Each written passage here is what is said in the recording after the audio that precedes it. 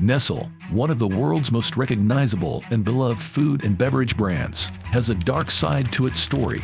From aggressive marketing of infant formula in developing countries to exploitation of workers and unsustainable sourcing practices, the company has faced numerous controversies and criticisms. But how much do we really know about the inner workings of Nestlé? Is the company truly committed to ethical business practices, or are these controversies just the tip of the iceberg? Join us as we uncover the fascinating story and yet the dark truth about Nestlé. Early years. Nestlé, one of the world's largest food and beverage companies, has a long and fascinating history that stretches back to 1866. The company was founded by Henry Nestlé, a German-born Swiss businessman who created a life-saving infant food to help combat the high infant mortality rate of the time. His creation, a combination of cow's milk, wheat flour, and sugar, was called Farine Lactée Nestlé, and it quickly gained popularity among mothers and healthcare professionals. Henry Nestlé was a pharmacist and had a deep understanding of the nutrition needs of infants.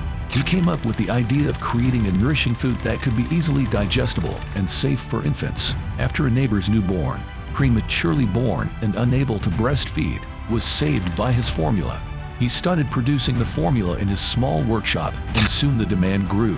In 1868, Nestlé's infant food was being sold in much of Europe and even in some parts of the United States.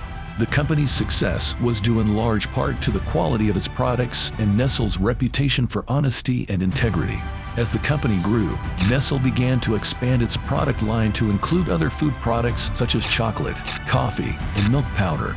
The company was also expanding its international reach, opening factories and sales offices in other countries. Expansion and growth.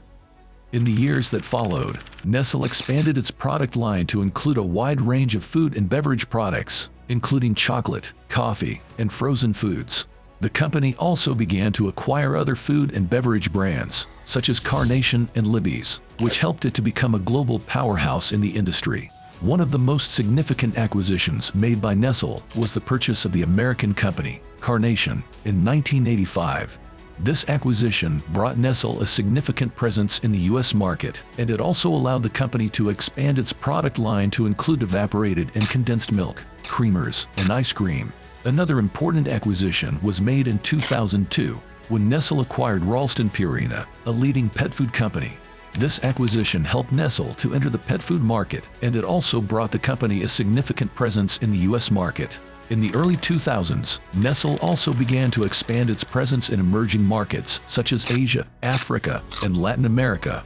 The company invested heavily in these markets, building new factories and launching new products tailored to local tastes and preferences.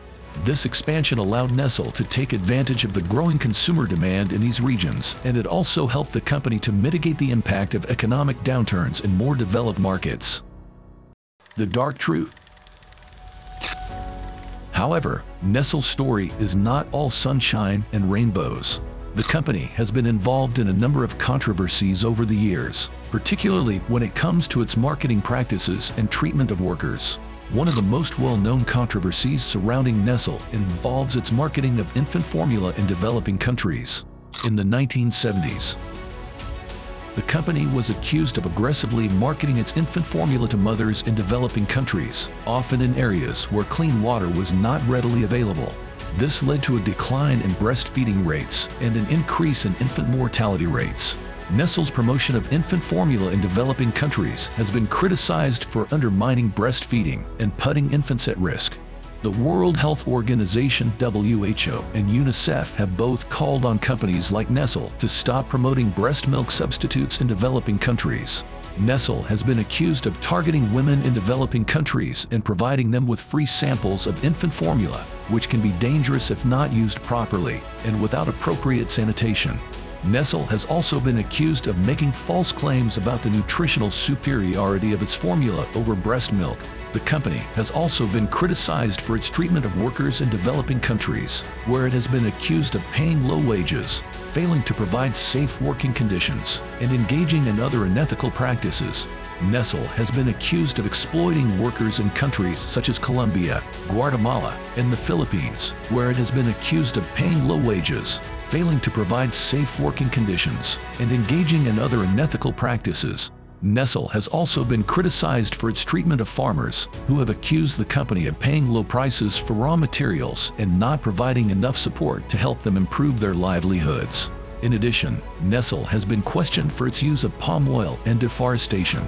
The company has been accused of sourcing palm oil from suppliers that engage in deforestation, a practice that contributes to climate change and endangers the habitats of many species.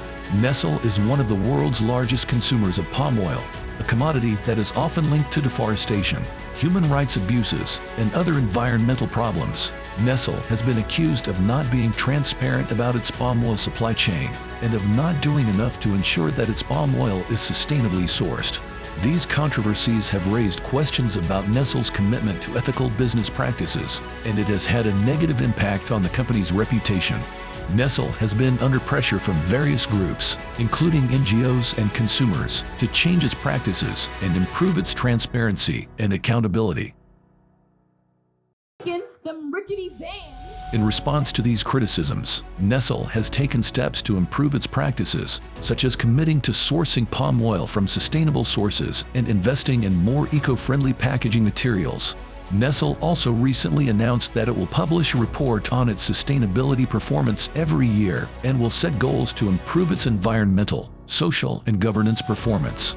However, the company still faces challenges in addressing these controversies and rebuilding its reputation as a responsible corporate citizen. Nestlé's ability to address these issues and implement sustainable practices will be crucial in its efforts to regain the trust of consumers and stakeholders. The future. Despite these controversies, Nestlé continues to be one of the largest and most successful food and beverage companies in the world. In recent years, the company has taken steps to address some of the criticisms leveled against it, such as committing to sourcing palm oil from sustainable sources and investing in more eco-friendly packaging materials. As the world continues to change, Nestlé will likely continue to face new challenges and criticisms. However, with its strong history of innovation and adaptability, it seems likely that the company will continue to be a major player in the global food and beverage industry for many years to come.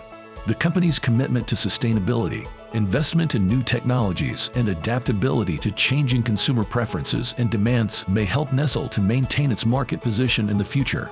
Nestlé's ability to adapt and evolve to meet the changing needs of consumers and society will be essential to its long-term success.